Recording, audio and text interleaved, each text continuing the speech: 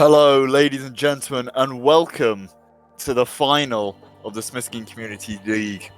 We've had 8 long weeks, or this is the 8th week, and we've finally got to our final two teams, Choo versus Rising Sun. Casting today, you got me, Sam, and joining me, we have Gent. Hello. We got an exciting game here today between two very strong teams. Exactly that, and I mean, just going into sort of how these teams really got there, we had both teams really having a interesting start. We had Choo sort of losing quite a few games in that beginning early set, and then really coming it around in the sort of back half of the matches, back half of the weeks. Whereas Rising Sun, I would say, probably been a bit consistent, maybe lost the game or two here and there, but a little bit more consistent across the playing ground. Yeah, and I think all that has to do with at the beginning for where Choo-Choo's concerned. There's so much skill there on the team. There was probably a lot of clashing at the beginning. You know what I mean? Like, probably not a lot of synergy going on. They needed a lot of time to get together and play well together. Whereas on Rising Sun, it kind of seemed like they already had that synergy going for them. So they had that little bit of an edge to the start of the season. Exactly that. And I mean, if you go in a playstyle, these are two very strong teams. I mean, you've got Choo, well, both Choo and Rising Sun, I think, all boils down to the core, sort of the aggression from the duo lane, which creates so much devastation on the map. They play very aggressively, both the support and the jungler. Support and the ADC, sorry. And then you've also got the jungler as well, which just does so much work across the map. And both teams have, well, those core three that are doing so much work everywhere. Yeah, this is definitely going to be a game where we want to try and focus on the jungle because this is going to be a very, very interesting game. In my opinion, the two strongest junglers in the league. So I'm very curious to see which one comes out on top here. Exactly that, and it's going to be a lot of sort of aggression coming out. And I think what really helps them as well is they've got their safety in that sort of solo and mid lane as well. Just something they can easily roam around and come in to help out when needed. And you know, on Choo, you've got the Raijin, which gives you so much sort of area denial and damage coming through. And on the flip side, I think we usually see Josh play the Merlin, who just gives them so much AoE and control in different areas of the map. But these are two very strong teams, and I think the only place we really differ from, I would say, traditional places is probably the solo lane. Well, we see, go ahead. I was going to say, I'm thinking if you're Team Rising Sun today, I'm thinking you might want to put just one ban into that Merlin today to try and make Josh a little bit uncomfortable and try and push him onto that Scylla. Because from what we've seen a little bit, his Scylla, although it can be good, it's been not nearly as good as the Merlin. Exactly that, and you've also got I was going to talk about the solo lane briefly, sort of the different styles you have. You see the Jaina on the side of Choo, who picks up these sort of more supporty solo laners who sort of do all right in the early and mid, but it's mainly there for the team fights. I'm talking about the RTO and the RTO. We've seen her play the Aphrodite. Both have been very strong in that sort of mid to late game when they start fighting as a group. And then you also have, on the other side, you've got Five is Alive, who is rocking the Sun Wukong and the Achilles, more of a traditional backliner. Sort of two different styles coming out from that lane. Yeah, you're definitely going to have a more aggressive solo laner coming out of probably Fives at the beginning of the game. He might get a little bit of an advantage because, like you said, he goes for the more traditional solo lane picks with the Wukong and the Achilles. But if that RDO does get through the banning phase, I would be very interested to see how that solo lane goes. Exactly that. We have seen Five struggle with the RTO, especially when he picks his main pick currently being the Achilles, but straight away the RTO ban coming through. That's very smart ban, because Jaina would just be able to take that lane away if she was allowed to have RTO. And we do see the backer ban as well. And I think the good thing about this here is you've got Rising Sun on the order side and Choo on the chaos side, and Rising Sun having that sort of priority pick, so they don't have to ban out the more meta picks, the Freya, the Oleron, stuff like this, and they're going for more the traditional Yamoja and things like that, the RTO, just more sort of preferential picks. It seems like at the current moment, yeah, they're banning out a lot of comfort picks before they go for those standard bans at the moment. Because like we've seen throughout this league, Maestro's Yamoja has been stellar. And we've seen a lot of good Yamoja, I mean, a lot of good Morrigan and a lot of good Bakasura as well. But then we do see a first pick Arachne and then the Athena hovered over as well. Exactly that. I mean, they opted for the Nemesis over the Oleron or the... and you see the Oleron gets through right there. I'm very confused about the Nemesis ban over the Oleron, but we're going to see how it works out for them. I will be interested if they're going to pick up an Ao Kuang. We have seen them play Ao Kuang very true throughout the game, so I think... Athena does get locked in. Rising Sun just having their sort of pick here, and going for the Arachne, wanting that sort of high damage, high early game pressure that can snowball heavily into the late game. And on the flip side, Choo picking this on. And I think if you're on Rising Sun now, you want to look towards some of these gods that can try and get to the Oleron through the ultimate, if anything. I'm talking like the Vimana, the... anyone with a CC immunity, yeah. Exactly that. Kuzumbo, things like that. Things that just sort of disrupt him, so it really wastes the ult as much as possible. Well, and then we do see Josh hovering over the Discordia potentially. Discordia, as we've seen so far, is very strong in lane, can put out a high amount of damage, and that passive, being able to give that extra god or yourself that extra power, can really help out in the early laning phase. We do see the Rama and the Rama also get picked up there. Someone I think boxes quite well into the Oleron, if anything. Just has a similar amount of early game pressure and damage, and hopefully trying to push that to really force the Oleron in a bad situation. He's not going to do great things in that sort of early mid game until he really gets most of his items online and can start doing heavy damage. Yeah, I really like the Rama into the Oleron because, like you said, he just has a little bit of a better early game, and he can get online a little bit faster. And if he can get a lot of levels and get that crit, he's just going to be able to kill Oleron like it's nothing and make it so Oleron can't catch up in XP. We do see them pick up the Pele, though, so sort of maybe a counter pick to this Arachne, trying to box her out. She's got sort of the CC in her kit to try and disrupt her, and also got the CC immune ult to really try and get out. And we're starting to see some more picks going probably towards the supports now, and maybe a little bit towards that solo lane. But I don't think we've really seen Fives play too much King Arthur, so a bit of an odd pick. I would have expected perhaps maybe the Kumbhakana, the Achilles, or something like that. But banning out... Yeah, I'm very confused about the King Arthur ban. Honestly, I literally just played with him last night, and no King Arthur. No. And they're going to ban out also the Hercules and the Aphrodite, so putting that solo... But the Herc and the Aphrodite, yeah, that's just... those are just very strong bans coming into Choo. I've seen all of those gods perform very well on Choo's side. And that's just it. They've just tried to focus out this this solo lane and support like as much as possible. The Achilles on fives. Although, I'm curious to see what they pick for the solo lane on Choo. Because I think that's what the only role that they have left to pick, unless that is an Athena solo. It could be an Athena solo. We have seen Jaina pick up some very weird picks in the league, so it might be an Athena solo. It's all down to this last pick, really.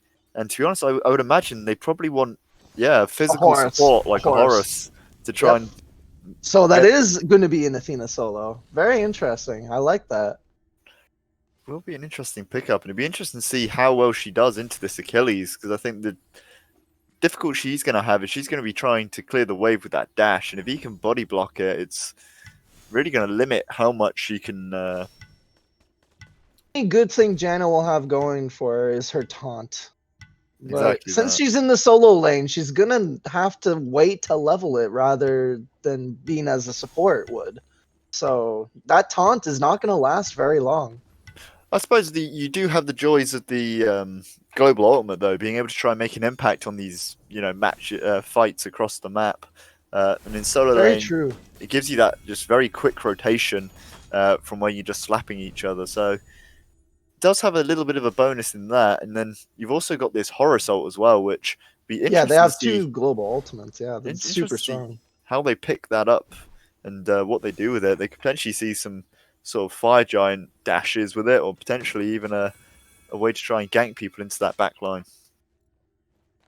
And then we didn't get to talk about it yet, but then we do see the Kuzenbo locked in on the side of Team Rising Sun. We have seen Reese play that Kuzenbo quite a lot so far, and he has performed quite well with it. But I would have liked to have seen a more support-oriented god with the team comp that they have going.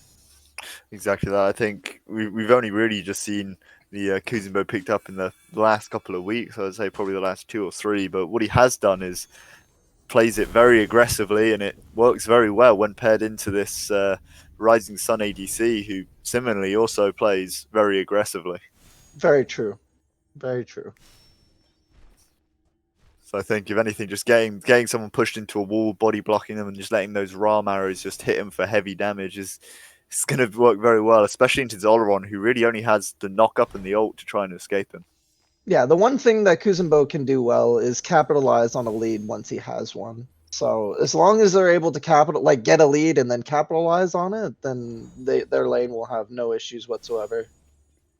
And I think the main thing that's quite good about the Kuzenbo pickup is it will disrupt that Oleron a lot with his ultimate. Oleron's going to ult and try and get some shots off, try and do some damage with the crit he has built in.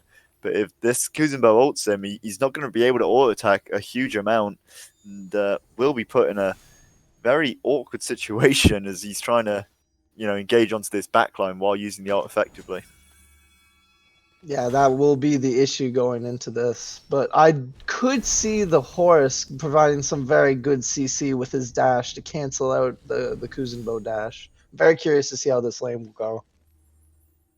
Exactly, and I think, as I was saying in the pre-game, you have these two very aggressive sort of duo lane going up against each other, and it's gonna be probably quite a bit of a bloodbath with both people going at it. I think the only difference is we do see them flex towards the Oleron rather than your more traditional, maybe the Cupid or taking the Rama away.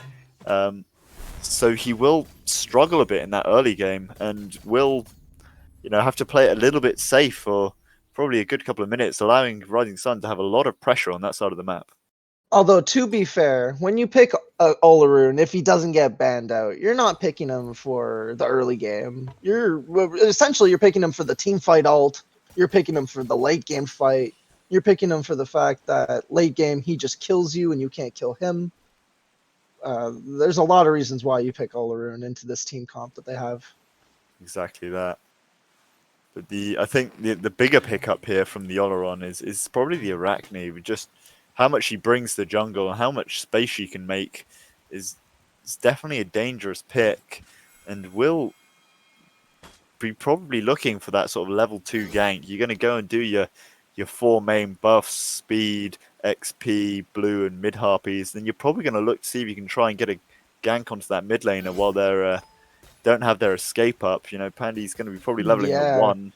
So if Arachne gets that blink out like she did, and she's going to be super fast with that 3 on the ground too, whenever she places those spiders going towards buffs and whatnot. So she's just going to be able to clear way faster than the Pele, and like you said, potentially go and gank the Raijin at level 1 or 2 and just get a kill off it.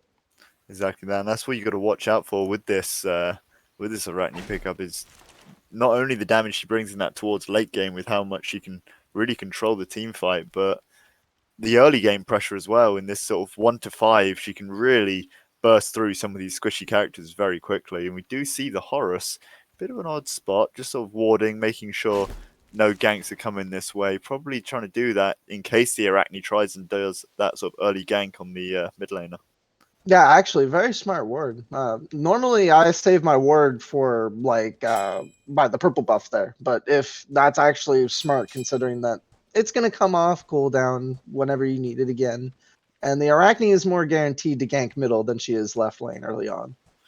We are seeing the Athena potentially coming over to try and maybe dissuade the kill the spider webs early and sort of waste them. Only decides to back off. Probably will go to lane and try and get some early clear, whereas the Achilles is going to try and burst through this blue buff quickly to just get that very quickly, not waste the spiders, then go straight to lane afterwards. Yeah, and that's the benefit that you get when you have an Arachne jungle. You just get that extra clear at the beginning, allowing you to start a blue buff. Interesting choice here from the team of Rising Sun, allowing the Ram to get the Ghost minion, so he hits level 2 Level a little 2. bit quicker. Bit of an interesting choice, trying to maybe get him to have a bit more aggression in this lane over the Oh, he Kuzenberg. doesn't even get the level 2. I think they They just shared split it. they shared too much XP. Yeah, they shared too much XP. That's an awkward Al- moment. Already you're seeing the invade with the Arachne on red buff, just taking that away from the Raijin, There's not really much you limiting. can do about that. She just has so much pressure at the beginning. You kind of just have to let Arachne have it and try and get farm elsewhere. Do see the Athena getting the slight lead there and be able to get the early turn of Choo to try and help the team. Bit of movement speed, bit of mana regen. We'll see the Achilles jump on her though, potentially trying to turn it around. It will be interesting to see how well the. There's a lot of damage coming out. Oh, that's a nice first blood coming out of Choo Choo. Just not recognizing the fact that Olorun may be an early game mage, but paired with Horus, they do a lot of damage. Exactly that. Just the amount of CC coming out onto that Ram there. Can't really do anything about that. Zina just caught out by one dash, and he's there to tank a lot of damage coming through.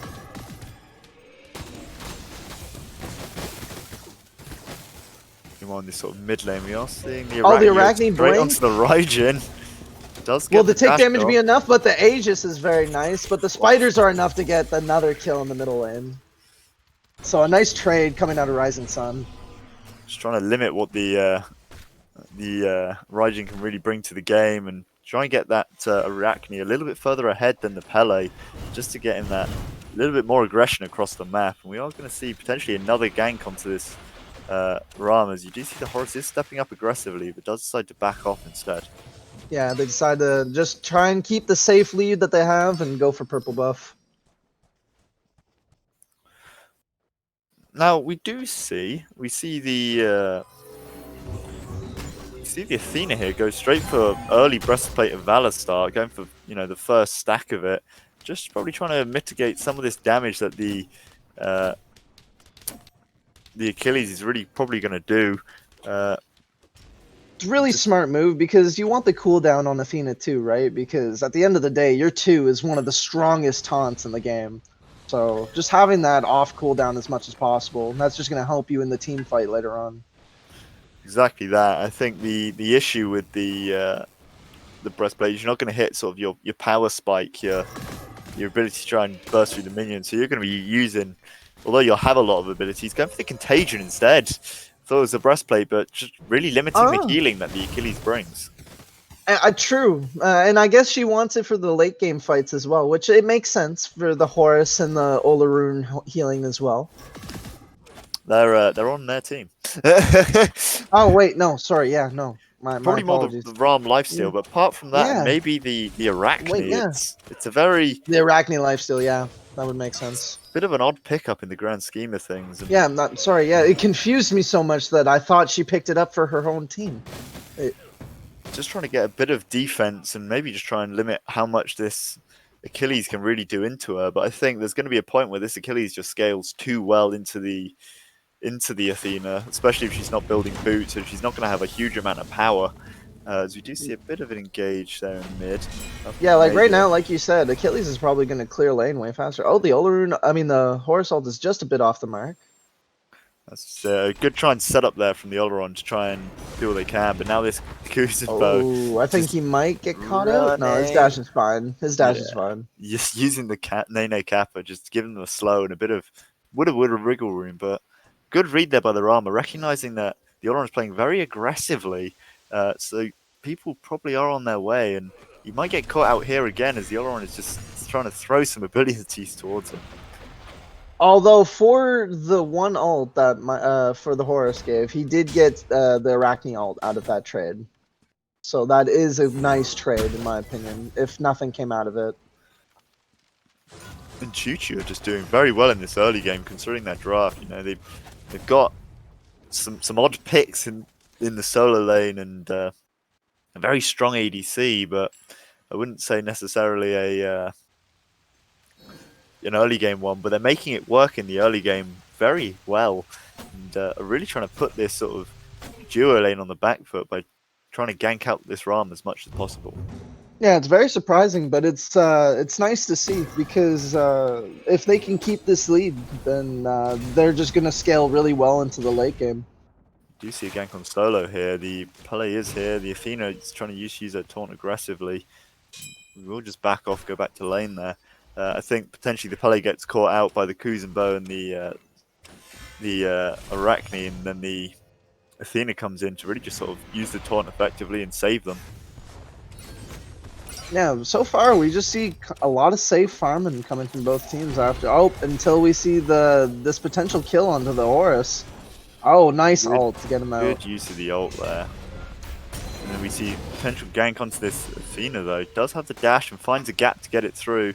Probably will just run to lane, but Horus there with the heads up play, recognizing he's probably not going to escape this, goes straight into the ult and just sort of teleports himself a little bit away to keep him alive. Going potential gank onto the mid, but has the escape. Kuzenbo turns up and just backs off. I mean, at the end of the day, it does cost him the ult, but he did not give the Choo the gold for his death, so he will get that ult eventually again for the next fight. And that's just it. I think it's very difficult to use the ult, especially in this early game. So really using it then is not a huge loss. It's more of that sort of mid game where you want to try and use it in team fights. Oh, but then we see a potential kill onto the Rama here, but nice ult for the potential escape. Unless he has roll, though, I think he's dead. The Arachne coming in, though, just chunking through the Oleron. Yeah, that's a lot of damage coming out of the Arachne. Oh, but nice escape! Arachne just not being able to do enough damage, and we see a kill onto the Achilles. Just barely. Achilles may be getting a little bit too aggressive on the tower there, trying to look for the kill, and probably takes a few too many tower shots and will fall. And Choo are slowly running away with this, getting themselves a nice, handsome lead. Starting to get a nice XP lead right now.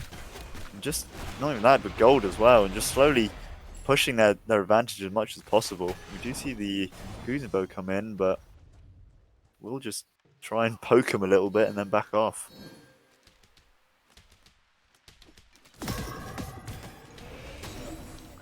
Meanwhile, I think this mid lane is pretty even in the grand scheme of things, but We've just been sort of safely farming, other than the early gank from the Arachne.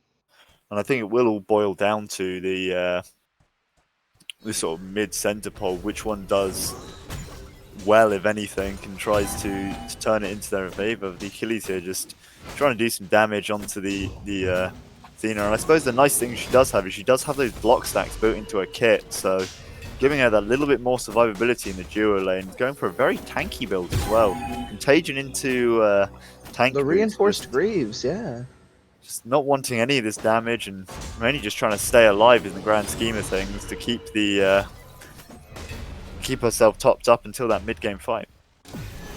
Yeah, and the nice thing that she has about the Contagion, like she has a lot of tankiness going forward. So Fives only has the boots right now. So nice kill from the Discordia.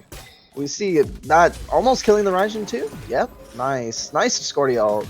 Exactly that. Just a good engage from Choo onto that Discordia, catching her in the jungle, trying to kill her with 3 men. But then a good counter engage from the Kuzenbo and the Arachne, just recognizing what they can do and quickly turning the whole fight into their favor. We will see the Oleron ult and this Kuzenbo is in an awkward situation.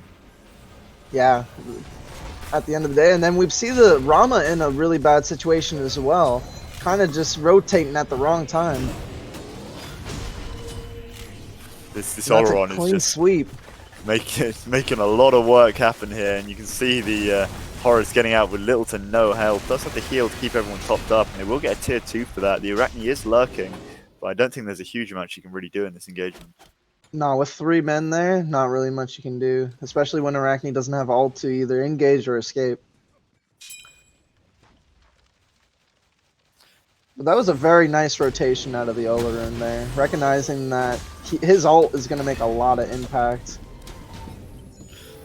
Using the old disengage there, it's sort of a little bit of a downside and a good win for Choo, and it's really going to limit what this Achilles can really do. You can't really box in those fights when he doesn't have the doesn't really have that to help, but we are going to see, yeah, Choo just playing this early game very well and sort of feeding the Oleron as much as possible. And you can see 3-level lead now, just trying to get him as fed as possible and get him to the point where he can start chunking through this team as much as possible. I think as Rising Sun, you're going to have to start looking to try and kill this Oleron very quickly. Very true. Especially he has full Ring of Hecate and full lifesteal boots. He's going to be outputting a lot of damage right now. It's a very scary thing. You see another engage onto the Achilles, but he does have the Arachne Dahl buff, and they go for the Athena. She's taking a lot of damage, but the Pele is doing us so much more. There's now will be a jungler on jungler. Both sides Very died, nice but Horus is Pele here ult. too. It is an even trade, it seems like, but that Pele just putting out a lot of damage. Oh, nice rotation coming out of the Discordia. Very nice. Using that 2 to make them frenzied and then just clean up the kill. Exactly that. Good sort of team play there from Rising Sun. Getting a good gank on the solo. Dude does lose their solo to the fight though, but a good rotation here from solo and mid to be able to just get the double kill and go straight towards that Pyromancer, just trying to get that little bit of a lead and try and turn it a bit back around into their favor. Very nice turnaround coming from Team Rising Sun. Do you see the Ram just sort of lurking in the jungle, trying to steal some farm from the jungle itself? Trying to get anything he can, really, at this Like point. that. Oron's just controlling so much of this lane, he can't do a huge amount. We'll turn it, get this wave, and probably go back in. Maybe steal some red buff XP. Look towards Gold Fury potentially. And let's just say you see a very big grouping around this Gold Fury though, and I wouldn't be surprised they're going to start it up. I wouldn't be surprised if they get it. I don't think anyone realizes it. The Ram is going into the air for the Smite. Just sort of waiting. Oh, very close. Just off the mark. If you'd have waited just a second. Oh, and then the Discordia goes in a little bit too late and pays the ultimate price. Good idea there from Rising Sun. They did have a load of wards on it, so they could see it the whole time, but just slightly... I like the idea. I really like the idea coming out of Rama. Just so close. But good heads-up play there from Choo, recognizing that where Rising Sun are on the map and able to sort of turn it into their favor and try and sneak the Gold Fury away, basically for free. But Ram did sort of turn up and try and turn it. And then you also had the Discordia pop in to try and do anything, but the Discordia just got caught out there in the end. Yeah, Discordia rotating in a little bit too late just after they cleared it, so just allowing them to fully focus their attention right onto the Discordia. And I think we're slowly starting to see the Achilles hit his stride now. He's built into this, built into his Gaia. He's got the survivability, and they're probably going to try and look for another gank onto this Athena. Not really wanting to deal with it a huge amount. And I'm wondering... I think they're just trying to get the tower. Yeah, they're just going to go for the T1. I'm wondering if they picked up... We don't see a Horus gank going in, probably towards that backline, though. So, he will... That Horus is going for the Discordia. I think that Discordia might be able to get out. Oh, that slow is good, enabling for the rest of the team to catch up. Good then the Arachne comes in. Nice damage with the ult, but then she kind of ults out to leave until the rest of the team goes in and cleans up.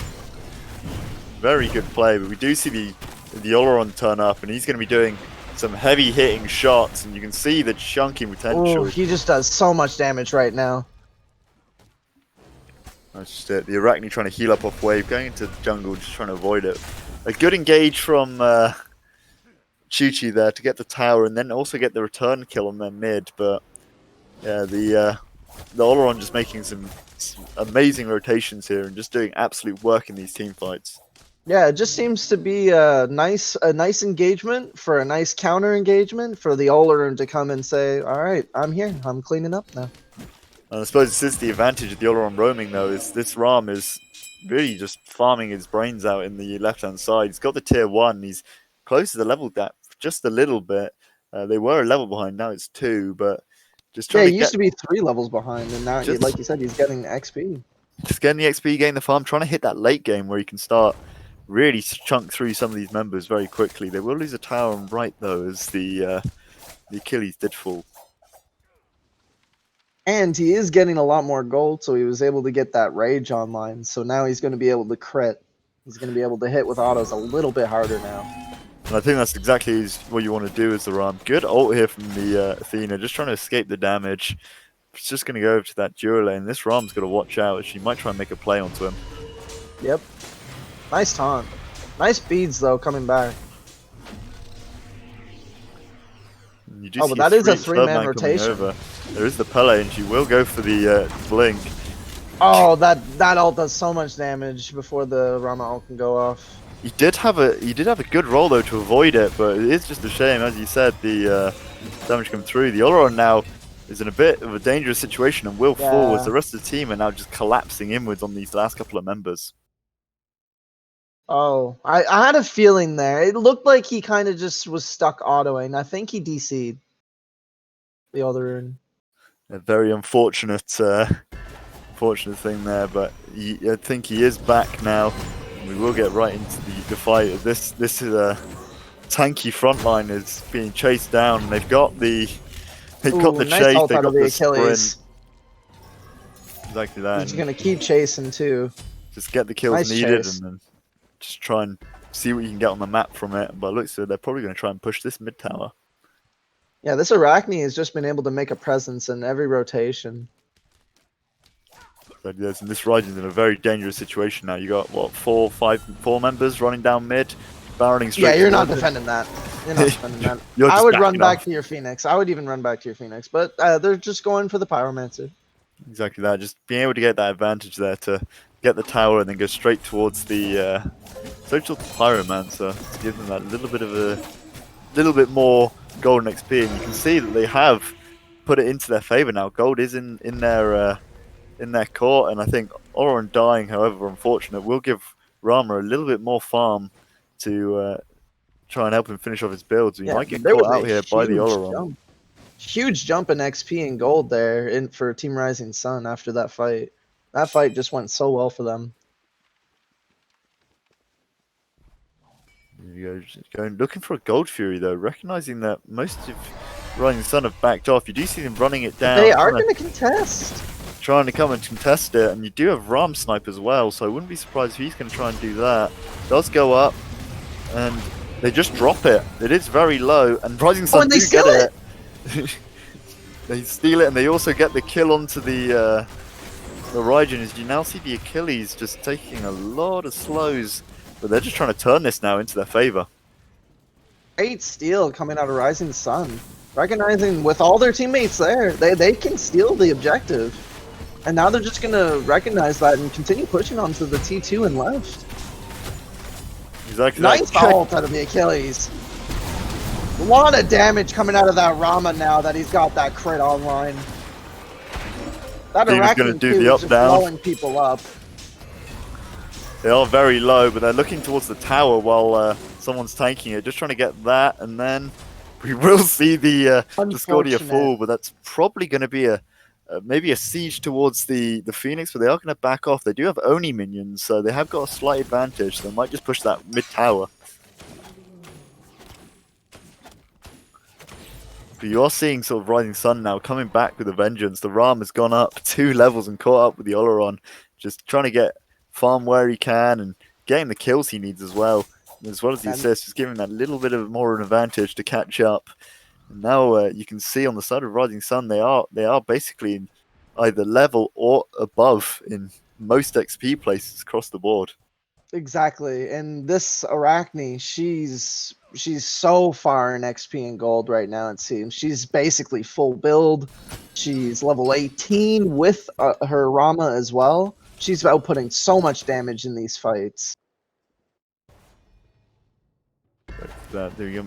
Kuzenbo might get looked at, but they're just going to back off.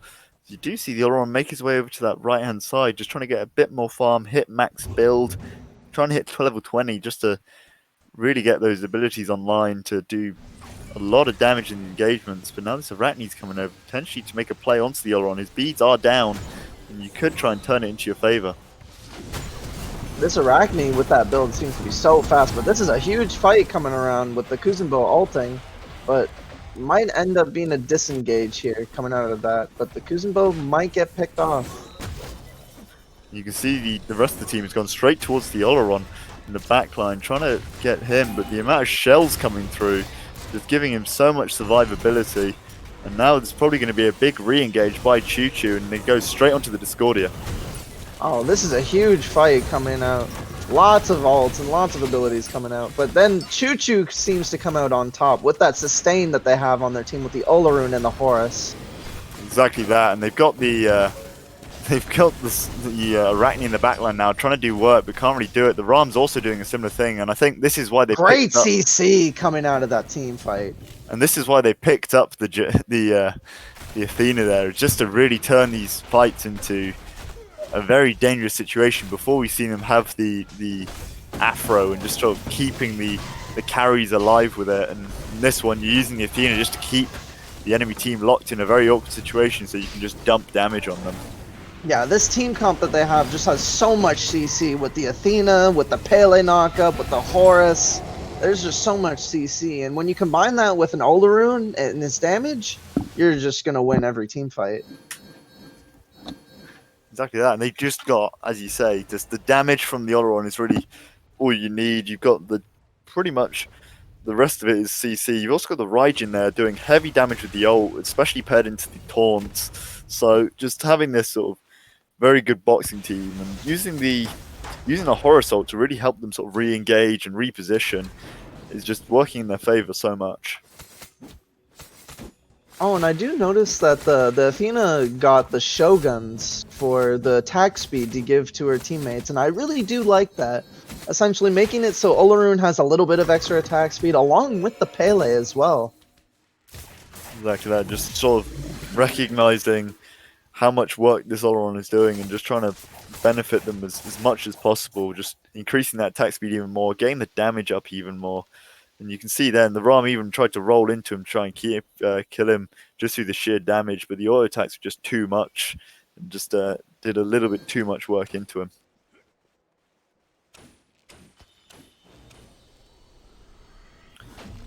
Oh, so we do see the Olaroon at level 20, a 2-level advantage again over the Rama. And that's just that last fight, just being able to turn that around in their favor. Oh! And now you're seeing a big engage onto the back line, and the Discordia is just going to get blown up. Nice ult though from the Discordia before her death. Good turnaround. That was a lot of Well. damage. They killed the Raijin and the Pele in the back line. Sleeping Wolf's got the Oleron in the front line, and now it's just these two tanks running for the hills. And by the looks of it, they're going to be caught out very quickly. Yeah, they expended so much for that Discordia that they just forgot about the rest of the team. They forgot that there was an Achilles there. They forgot that there was an Arachne, who's literally top damage in the game right now. Damn. And that was it, just the Discordia being able to use her relics effectively and do what they can. You do see the Horus probably going to try and proxy some waves, but yeah, not really much he can do. Yeah. As you said, just having the team being able to block the Discordia staying alive in the main thing and using that ult just to spread so much chaos throughout the map, and more importantly, you're taking Fire Giant off a lot of those members as well. Yeah, for Discordia being as focused as she was in that fight, she played that super well. Like, just being able to get all that damage and CC off from her kit, it was really well done. We do see the Horus ult as the rest of the team trying to catch up to jump in it. And we're potentially going to look at a counter engage, but you do see three members dumping onto the team. Do have the Discordia ult come out as well, as Sleeping Wolf goes into the backline to try and kill the Oleron, but doesn't have the same effect this time, just falls instantly. Yeah, when Olaroon has all of his kit up and he's full health, not really much you can do about that. So, Choo get the Gold Fury and probably look towards a left side tower as well. I wouldn't be surprised if they try and push that Phoenix there, just to get Phoenix with Phoenix. But sort of a good play there by Rising Sun though, getting those kills around that tier 2 and then pushing straight to Phoenix. But a better play there by the Horus, just keeping them occupied and keeping them in vision range, waiting for his team to come up and then using that ult just to re-engage on the whole team. Yeah, that's the great thing about Horus. You can just kind of be an annoyance to the enemy team once you get that leveling. You kind of just get that dash, like you have 2 dashes, as long as you have minions or someone close by. you can always get out of any sticky situation. And then we do see the sort of going towards these tier 2s now, and they're in a very commanding sort of position with a lot of damage coming in through this Oleron now. We will see A can potential go towards the Pyromancer. Fire Giant, probably also the Pyromancer. This Achilles is going for the Contesta, which is very dangerous considering he's the only one here. There's too much damage coming out of that Oleron, though, to be even able to contest before he gets there. And that is a taunt down though, so it could be a bit of in favor as the rest of the team now trying to collapse on them. Horus isn't in this fight, so they have got a slight numbers advantage, but I think they will just probably back off. Horus is coming around the backline though. Same with Sleeping though. He's just trying to get the Raijin down. As the rest of the team is just trying to do work in this Now there's an engagement. Arachne ult to escape the CC, but then the Oleron ult for the huge team fight. Yeah, Oleron just puts out so much damage. And that's just it. Oleron is just chunking them at the moment. They can't really fight into this at all. It's Ram against the world, and he is... Oh, it's Discordia, sorry. He is going to die. The rest of the team is just probably going to barrel it down mid now, just to try and keep the team fight going as much as possible. You see this Horus just leading the charge. Athena coming in as well. And that probably will be game with the amount of damage they have on their kit. That is very true. Although there is a Kuzenbo coming up in 20 seconds, but he doesn't have ultimate, so he might not be able to defend the Titan. That's just it. Choo recognizing how much damage and control they can do and go straight towards that mid Phoenix to really just get it down and break the base to try and turn it into their favor. And there you do see the Titans are taking so much damage. He will drag the Oleron away, but I don't think that really matters. Raijin's coming up from behind, and it will be game 1 to Choo. What a great game 1 that was. That was a great back and forth game. But ultimately, at the end, the Oleron just proved to be too strong of a pick. Exactly that, and this is one of the reasons why you see it as that sort of top pick, top ban. Just bringing so much potential into these team fights, and the ult as well, just causing absolute chaos. We will see the Arachne do a lot of work, but I felt this Ram just couldn't really do a huge amount into the Oleron. By the time they sort of had full build and were ready to fight, the Oleron was pretty maxed out on lifesteal, so it could just keep these sustained fights going as long as possible. Yeah, like Oleron was just able to get a little bit of a lead early on and capitalize on it for the rest of the game. Just being able to output so much damage from minute 1 to the end game. We will see the team swap side now, so we will see Choo go towards the order side, and they will have that first pick advantage, so it would be interesting to see how picks and bans work, because if you remember correctly, Rising Sun banned out a lot of priority picks that Choo have in that sort of first drafting stage, so we might potentially see some more comfort picks, priority picks, maybe the RTO, maybe the Emoja, things like that can just sort of try and potentially slip through the banning phase and probably go to the side of that sort of first pick, first ban. Yeah, like they definitely need to make sure that Oleron is off the table along with the RDO for Team Rising Sun. But like Team Rising Sun needs to ban it. So. And that's just the issue at the moment, is I don't think they can really guarantee all the bans they need to. They're going to have to ban the Freya, they're going to have to get rid of the Oleron, coin flip on the back of Sora, because we haven't really seen him. He's a very powerful pick, but he hasn't done a huge amount into these team fights at the moment. And Bakasura is one of those gods, like he is an auto attack based god, but he can be so easily countered with the right itemization and the right relics as well. But we do see a first ban Bakasura yet again from Choo. Same with the Morrigan and Freya, just coming through as well. Don't want the Oleron, recognizing that it was a very dangerous pick in the hands of Varus there and just taking it away.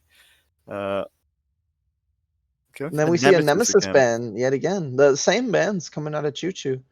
Very curious as to the Nemesis ban coming out of Choo. But then they get the Arachne instead of Rising Sun.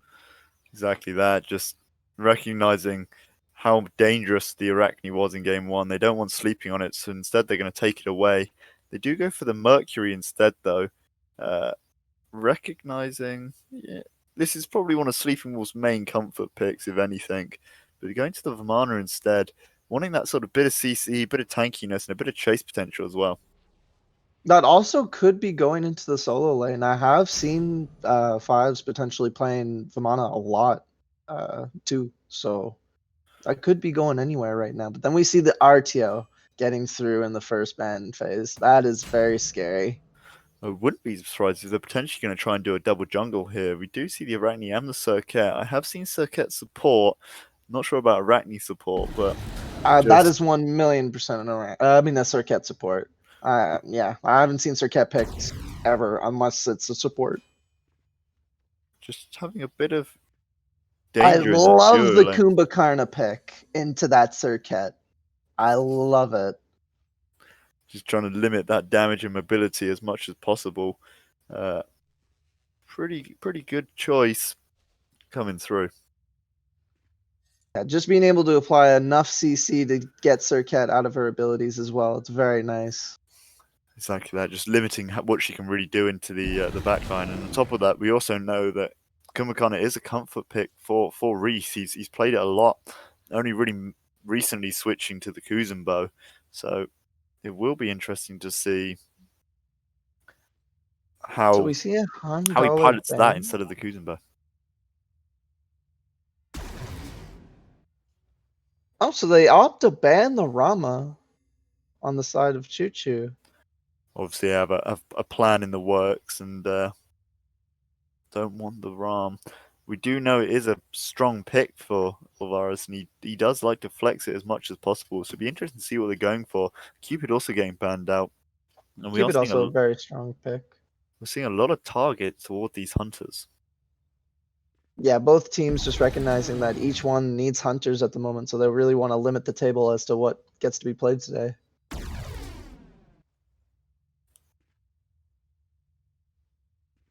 It's taking a little bit of time on this last ban. I wouldn't be surprised if you're looking for maybe something like a Ho Yi or something with a bit more ability damage. You might see the All come out, bit of damage that way.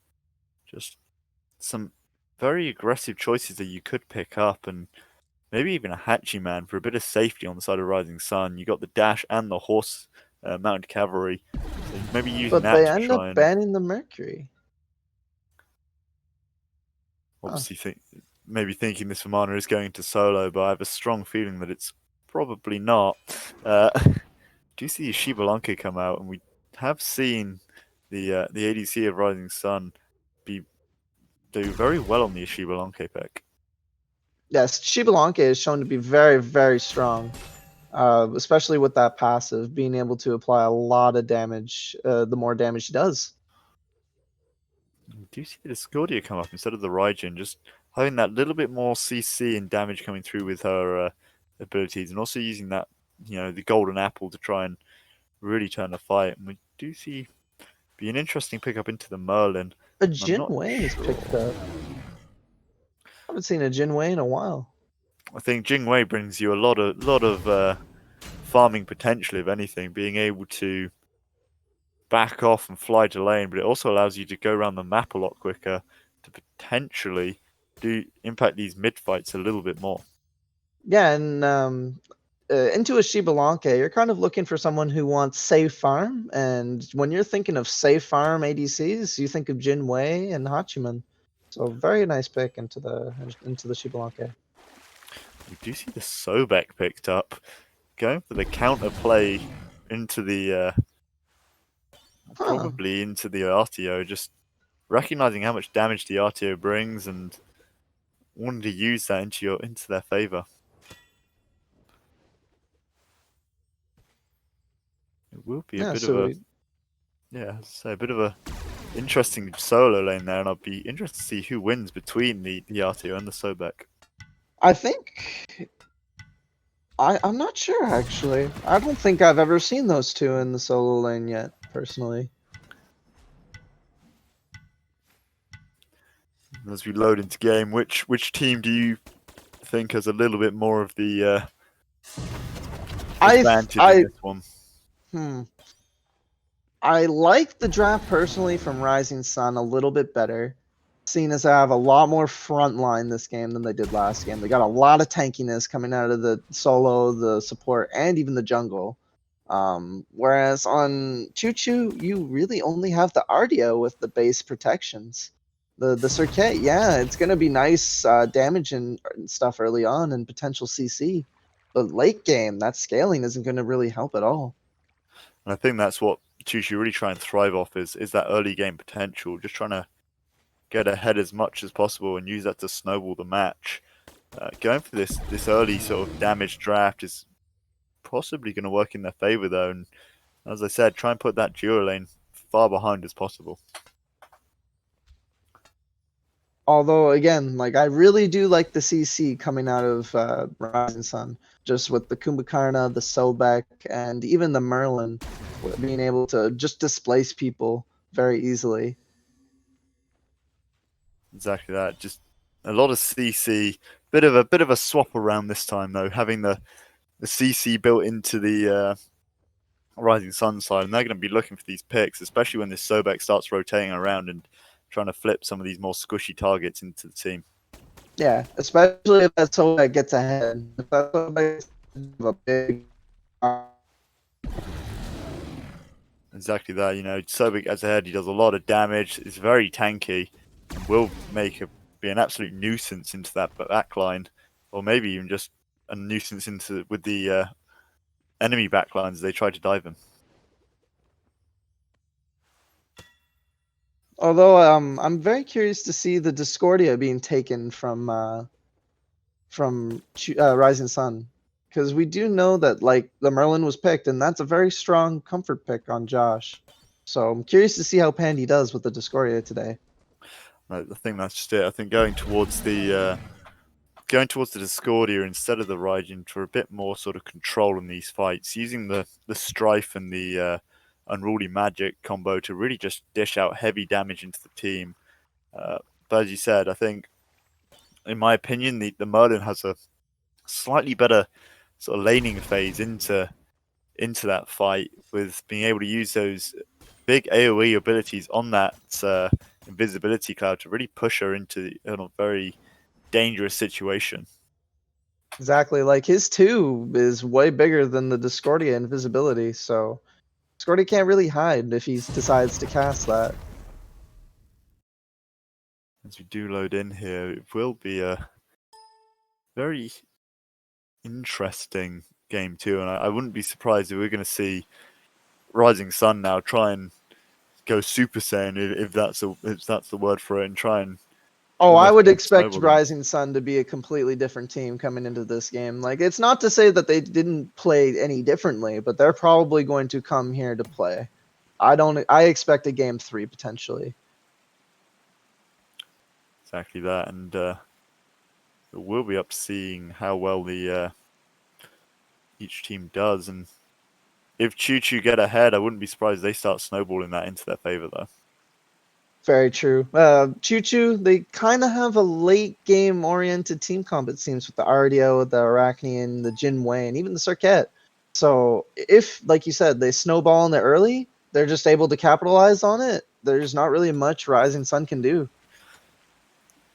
Exactly that, and having the Arachne in the opposite foot now, it's going to be very dangerous for these sort of squishy mid and ADC roles. So going for more tanky draft to make it harder for her to really gank them.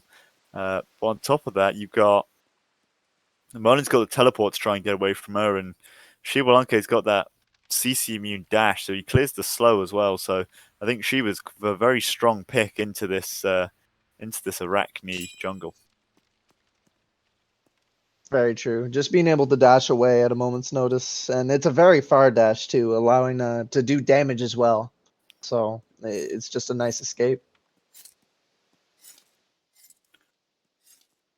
We do see everyone just doing traditional styles. Potentially the Artio coming up, but probably just throw down a ward and back off, checking to see what's happening there. But yeah, we will see both Both Guardians started blue though, wanting to get that farm before they go to wave. Does work. Each to their own. Oh, the Circuit is just starting XP. Oh, yes, that's right. Yes, she's going to solo clear with the Assassin's Blessing. So they are doing the double jungle strat this game. Exactly that, just trying to make it as much of a nuisance as possible. And really the Circuit with the CC she brings is going to be a bit of a dangerous fight. And this Merlin's got to watch out now as the Circuit is in lane and they're going straight towards that red buff invade. Yeah, with 3 people there, not really much you can do, just as one. But nice abilities. Good block there from the Mana, recognizing what's coming through. Merlin just throwing out what he can, but you do see the Kumba and the Shibalonke coming for a very early gank. Rotation in mid. This is huge. They do catch the Arachne and the Discordia. Arachne can't really go anywhere and will fall as well. What a rotation coming out of Rising Sun, recognizing that there's not much they can do with the Kumbhakarna CC level 2. Exactly that, and they turn that directly how they want to. Circa has to go back to base. The Discordia is just dead. The Arachne's dead, putting them both behind as well, which is very important in this sort of engagement. We do see the Artio just doing so much damage into this team. No. Bit unfortunate there with the minions. You hate it when the minion just decides to body block you. It's the most unfortunate of sights. You see just why this Artio is such a bannable god. Just the aggression she brings out in this lane makes it very dangerous for the solo lane to play into it. Yeah, she may not be the best in support, but for solo lane, she just brings so much pressure. Just being able to switch stance and having access to 6 abilities, where 2 heal you, is just a great thing to have in the solo lane. Meanwhile, back in the solo lane, we are going to see the solo just get aggressed on again. And like I said, the damage coming through, the clear from the Artio is just a little bit too much for him to handle, and he will just sort of back off a little bit.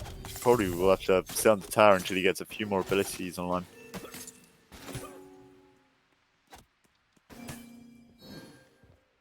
Meanwhile, this Circuit is still hanging around this mid though, not really going to help the ADC a huge amount. Just trying to get the ADC basically to power farm, I assume, to try and hit that power spike. They are going to try and engage onto this red buff. Kumbhakarna is here and does have a bit of CC.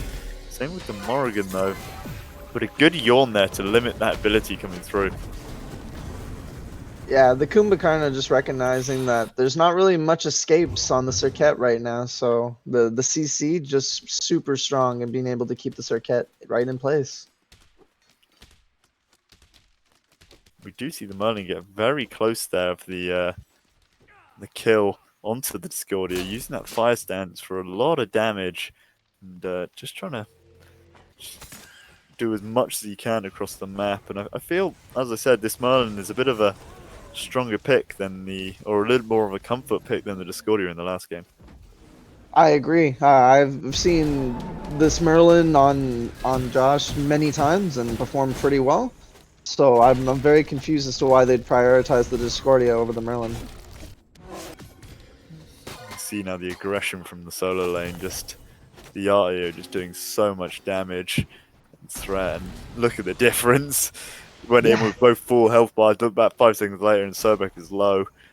We'll try and clear wave, but that's kind of the Sobek life too at the beginning. It's not even like, even if it wasn't Artio, Sobek early is just a rough start unless you got someone in your lane with you. Exactly that, and you will scale into a bit of power, but now this Shibalonke getting ganked on does have the ult and uses it, but the Arachne's still coming for him. He can't really go anywhere else, and nice ult from the Arachne. We do see the engage coming in though from the Kumbhakarna and the Merlin, potentially looking for the Jing Wei. Going for the Arachne first, nice so the blink comes through. Good ult there from the Jing Wei. Good just disengage. Recognizing if the Jinwei stayed and not ulted, she was dead. Like that, and I think It's getting to the point now where this is exactly what you want to do, though, against the enemy jungle. Just take away the Artio's blue buff, really limit what she can bring to this lane. She's going to struggle now. She hasn't got mana. And, yeah, Artio, no, you kind of need abilities in order to do stuff. Oh, just off the mark. Sobek, though, just getting a bit too aggressive there. Looking for the pluck, does miss it, unfortunately, and does end up that's the losing his unfortunate life. bit with Artio. You can just, as soon as somebody tower dives you, it's one of the gods you don't really want to tower dive, because it just applies so much CC and pressure. Meanwhile, in this duo lane, we are going to slowly see the Jingwei get this lead. She's been left alone for a while, but now this Hexball just being ganked by the Circuit. Circuit in a bit of a dangerous situation. Does get hit by the slow, and the ult does come through as the big baby is coming in to clean up, and now the Jingwei's in a bit of a world of trouble, but manages to make it out. Arachne is rotating in, though. Yeah, the Circuit just kind of got caught between a rock and a hard place there. Just really out of position, trying to get something out of the Shibalanke, but the Kumbhakarna and this Vamana recognizing that with the ward coverage. You've seen the lead now in this duo lane as we do see the Arachne looking for a counter kill. Shibalanke just trying to do what he can and recognizing he's in a world of hurt.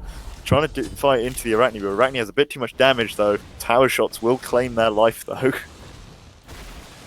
I mean, it is a nice 1-for-1 because I think the Jingwei now has access to getting the T1 tower. Oh, just barely. Minions are a little bit too OP at the moment. And I think that is probably a better trade for Rising Sun, just trying to really limit what this Arachne can do. You do lose your Shibalanke, you're trying to farm up, but at the same time you're putting that Arachne behind as much as possible.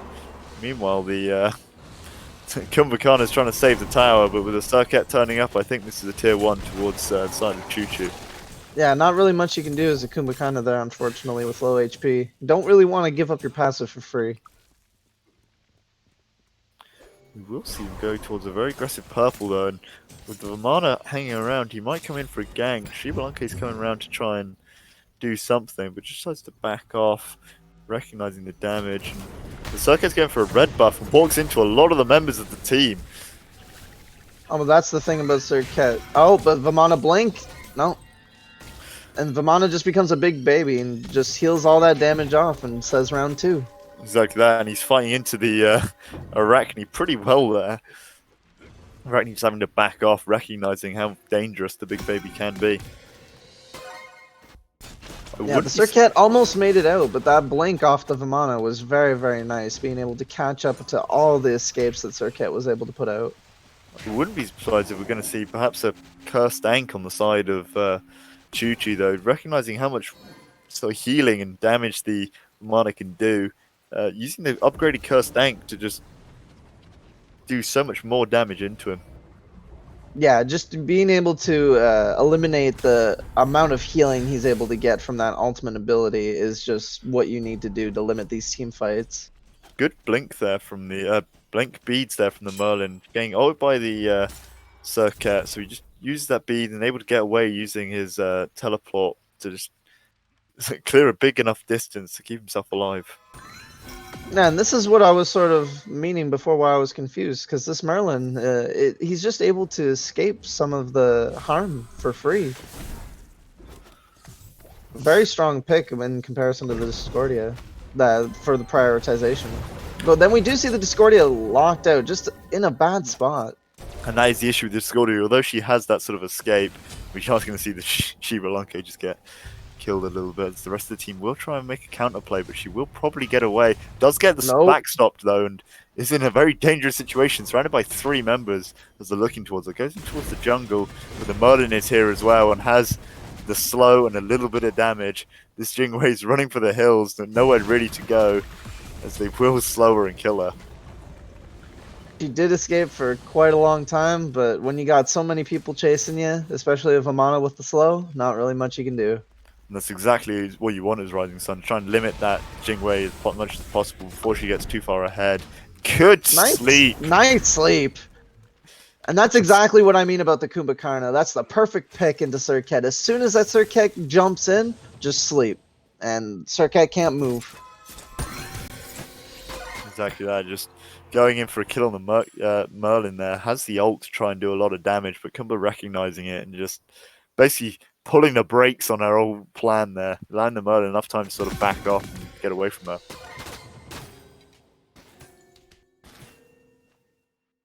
We'll see the Shibalanke sort of go back to farming as this this Artio is just doing whatever she can, getting the buff for the boys. Doing bear things, scratching posts. I do like what the Sobek's doing though, just sort of sitting, keeping the wave by his tower. It's got that survivability, but the rest of the team is now looking towards this this gold period of the. I was going to say the mana getting looked at, but he's got the ult and he's probably going to try and turn this. But I just realized nice Circuit ult. 100% healing mitigation, so that's going to be very. But the Kumakana ult is very good as well. Albeit the solo kill for the Shibalanke, but the rest of Rising Sun just cleans up that fight. Exactly that, and they're probably going to look towards this Jing Wei now, who's just maybe trying to hide and stay away, but does walk into all the members. Kumakana's got to run for the hills, because now the Merlin is trying to fight into her, but she's just doing so much damage. Does manage to escape as the Merlin just decides to disengage from that engagement. The Sleeping Wolf just getting away with no health there. I'm not sure what he was doing, but little bit low there. he was trying to do something. Don't know what it was, but it was something. Something that we haven't gotten a chance to talk about yet. This Artio going Warlock staff in the solo lane. I think it's the way that Jaina really built her, recognizing that she has so much presence in that solo lane and does so much into the enemy solo lane. Going into Warlock staff, basically just allowing to stack it for free as you are the solo laner. Exactly. And it gives you everything you want, health and a bit of damage as well. So it takes a little while to stack, but when it's stacked, boy, do you do work on it. No, but if you're building it on any Guardian, it's Artio, because she just has such great clear in the solo lane. So it's a great item to have, just to increase that base health. We do see Sobek come in for the long rotate as the Circuit and the Artio are trying to zone the team. Artio's got nowhere to go and goes towards the Shibalanke, but just about keeping him alive as the Arachne's now running straight towards him. The rest of the team, though, coming in for the cleanup. Great fight out of Rising Sun. Just recognizing that they didn't really have a lot of stuff on Choo up at the time. Oh, and this Jing Wei's in a world of hurt now. Used her escape, and now it's just the Vamana just trying to do what he can. Does get to tower though. Sobek is here, and the Circuit is just nice doing work. Circuit. Good CC as well from the Kumba to try and keep the Vamana alive as the Circuit's trying to chase him and does have the blink, but Vamana's got his juking boots on and is doing what he can. He's so fast. You can't catch up to a Vamana with speed buff and 2 blades built. It's just not happening. And then Circuit just gets caught out. That's so unfortunate. Oh wait, maybe she's out. Nice abilities out of the Discordia.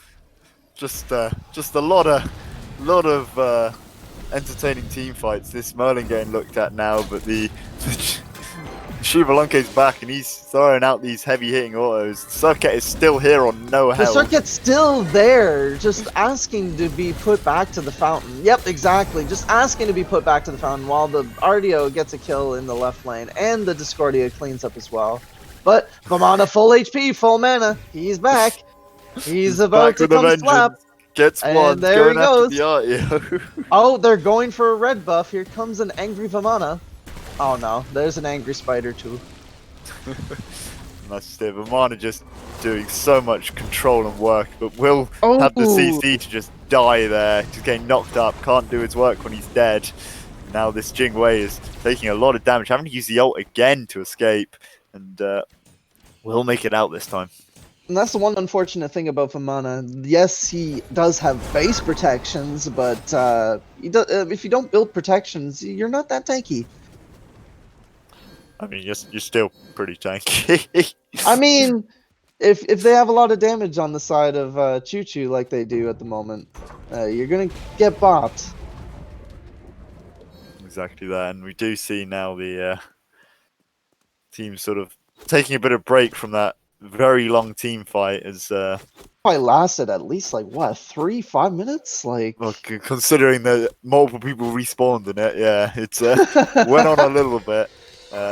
So okay, just holding the wave there for the Discordia and just trying to power level the Discordia up a bit. She is a level behind the Merlin, but just trying to stay alive. By looks of it, they're going the same build apart from boots. Yeah, the double pen strat. I'm curious as to why they wouldn't want to go into like more power, like maybe cooldown or something. But oh, that Vamana ult just bringing in so much work with the Merlin damage.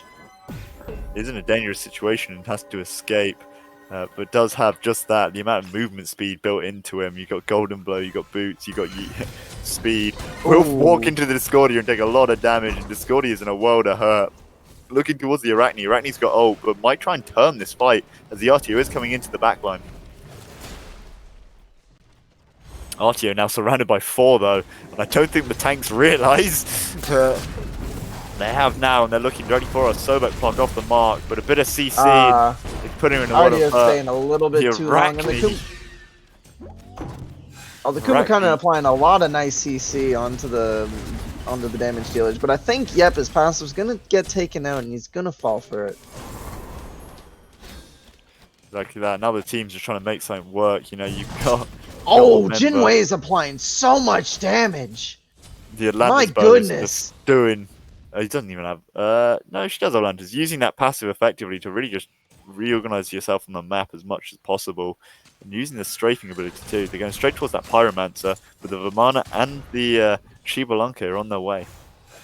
Oh, the blink out of the Vamana, recognizing that there's not really much that they can do to defend.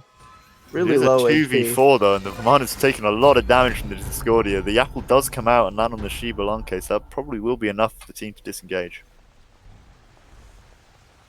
You see the Circuit trying to scope out the area, see if there's anyone going to try and potentially steal a Pyromancer, but they opt to not go for the Pyromancer and just ward and try and safely farm.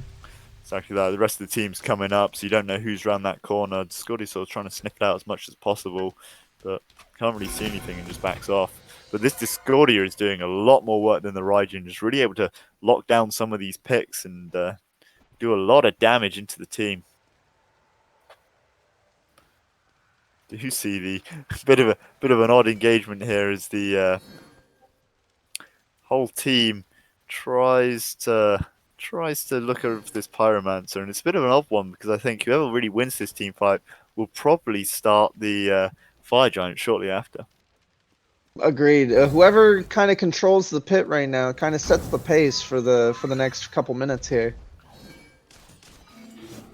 That's it. Just a bit of counter warding and warding going on as they're just trying to deny each other vision. And all the while, Vamana's just taking a tier 1 tower. He's got the movement speed. He's got the juking boots and just running away. But the big engage onto the Vamana though, as the entire team. That's a lot of CC onto the Vamana. You can't really ult when you have 100% anti-heal applied to you as well. Shibalanke getting picked off as well. And I think this is a very big collapse here for the Choo. Just can't really do a huge amount on the side of Rising Sun as they are just slowly getting picked off one by one. Yeah, Rising Sun kind of just were in a bad spot there. Vamana, yes, he did get the T1 tower, but was in a very, very pushed position, allowing for Choo to just collapse and now get the Fire Giant for free. Exactly that, you know, just getting the Fire Giant for free, going for Pyro next. And I think it was, as you said, the Vamana, although he avoided most of the abilities, the Circuit with the chase, the only thing that could probably chase him as much as possible outside of the Arachne ult, being able to just taunt him and get the ult off, so he couldn't ult himself because he wouldn't be healing. And the rest of the team, a very split engagement from the rest of the team trying to help him, and ultimately you had 2 tanks and the Merlin trying to run away, and the Shibalanke just caught out in that sort of right-hand side, and then the rest of the team killed him and moved in on the last 3. Exactly, like everyone kind of like, yeah, he got the T1, but they kind of should have just left him to his own devices at that point, because it was just sort of a everyone one by one as soon as everyone got low, sort of to just also get low and get picked off at the end. Good sleep there again, just trying to limit. But 2 blinks going on to the Merlin is just not enough. Exactly that, and walking into a couple of members there, Kumba does his best, but just getting chunked quickly. Shibalanke's backing. the rest of the team is probably going back, and we're probably looking at Phoenix Siege here, which could turn very dangerous if the fight doesn't go in the way of Rising Sun. Yeah, you got all 5 members on Choo with Fire Giant. They're just gonna siege the Phoenix, and they just do a lot of damage right now.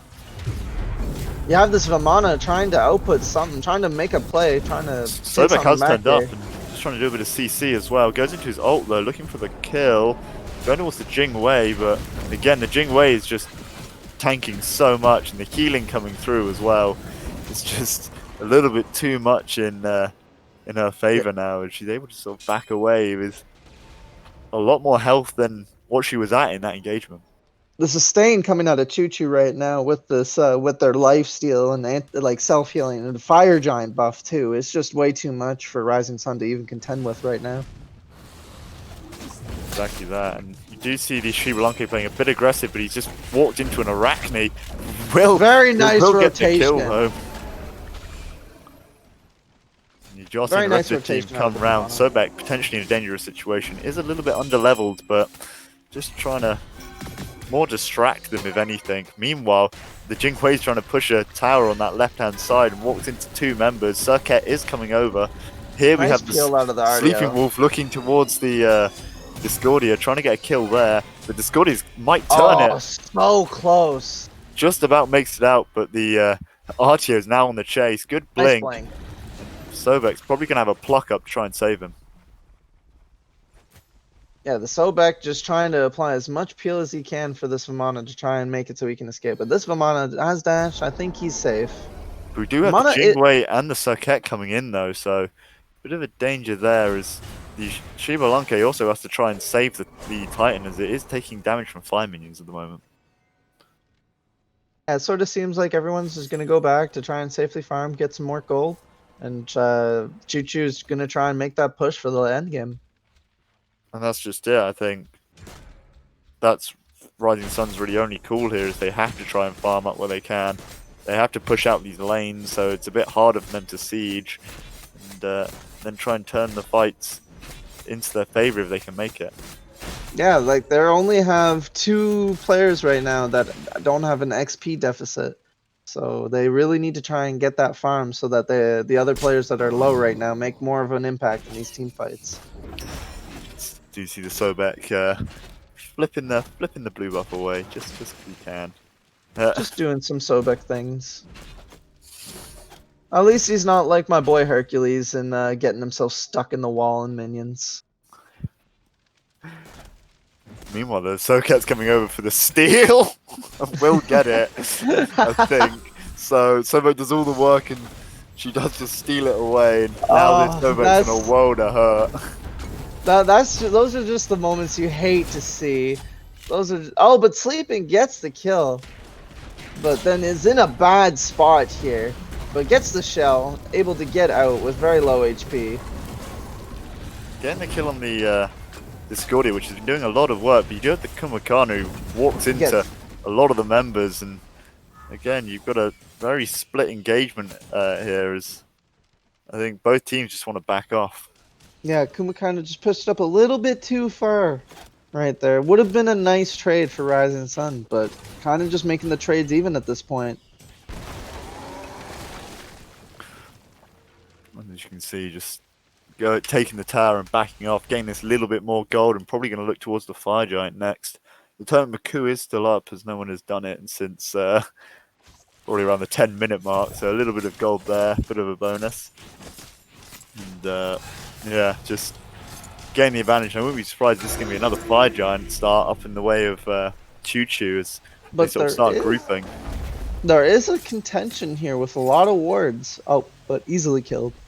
Exactly that. I think there is going to be a bit of a battle for the ward position around here, and Choo-Choo just has so much gold in the lead. They're 11k up, that they're going to be able to buy these sentries to really get superior vision around this pit.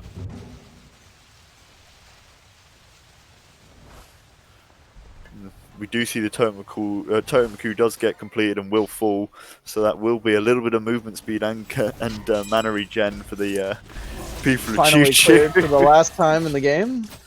Like to see it, but this is could be a Choo-Choo. Yep, a Choo-Choo Fire Giant. recognizing that there's not really anyone there to contest. And I don't think Rising Sun really could contest it. There's just too much going on the side of Choo, too much damage, and it will back off, and it will probably be a mid-Phoenix siege, as we do see all members try and barrel towards it.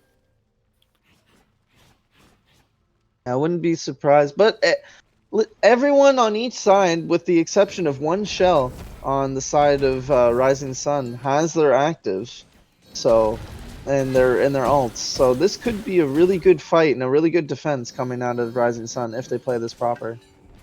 Exactly that. And I suppose the one bonus they have is they have got a Merlin who does excel on these Phoenix Sieges. Sobek is just dead here, missing the pluck and getting collapsed on in seconds. The golden apple of Discordia does get thrown out and does miss the team though, so that is one ult down you don't have to worry about. And this Shiba Lunke is just getting looked at by pretty much the whole team. He's trying to go back to Fountain, but the Arachne is just chunking as much as he can. Does get the Merlin, looking towards the Shiba Lunke, but Shiba Lunke is just going to make it to Fountain. All the while though, they're just chipping into this Titan as much as possible, and they get the kill. Yeah, Shiba Lunke that Jinwei just putting out so much damage right now, and that will be game 2. I do believe, and you have our champions on the side of Choo. Exactly that. Just Choo having a very dominant performance here in the final, just showing really how much aggression and skill they have in their team, and more importantly, winning the bragging rights of the tournament. So a little bit exactly in their that. Winning. No, they won the grand prize of nothing. That's what they won. Oh, the all-important bragging rights, and exactly that. Just Choo coming in, swinging hard, and really just putting Rising Sun on the back foot straight from the minute one. Just the aggression coming out from their team comp. No, exactly. Like that was a lovely game to watch. Game 1, it was just both teams coming at it very, very evenly. But game 2, you could clearly see the performance out of the Jinwei, out of the ADC. Very, very strong performance. Exactly that. Just trying to use the sort of a lot of aggression they have, the damage coming through, going for this very damage-based team, not this sort of tanky frontliners they want, more just for the dive, and just managing to chunk through so many members in the team and in the engagements. Yeah, and they were able to get the XP lead, so they were able to play off it in the end of the day. The Rising Sun just couldn't get that XP to come back to make an effort in those team fights.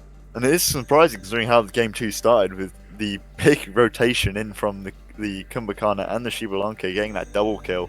But Choo being able to turn it around and turn it into their favor, just to do heavy work as much as possible, and really just controlling the fights. And I think how they adapted their draft to try and keep Rising Sun guessing definitely helped them in this scenario. For sure. The double jungle strat, like it was definitely something I was questioning at first, but at the end of the day, they were just able to get all the farm around the map, making it so Rising Sun couldn't catch up. Exactly that. And this was your Smisken Community League finals, and Choo will be victorious. As we say, coming in with a very dominant 2-0 victory through some very even matches. I think that there will be some more tournaments like this in the future. You just have to tune into the Discord to really see what's going on. There might be a season 2 of the league. Yeah, the Discord will always be having information posted, so keep your notifications on. But from the three of us here, me, your caster Sam, myself, Dead Gen, and the one and only Aldo, we want to thank you all for watching the tournament. Choo will be your victors, and we will all see you hopefully again soon.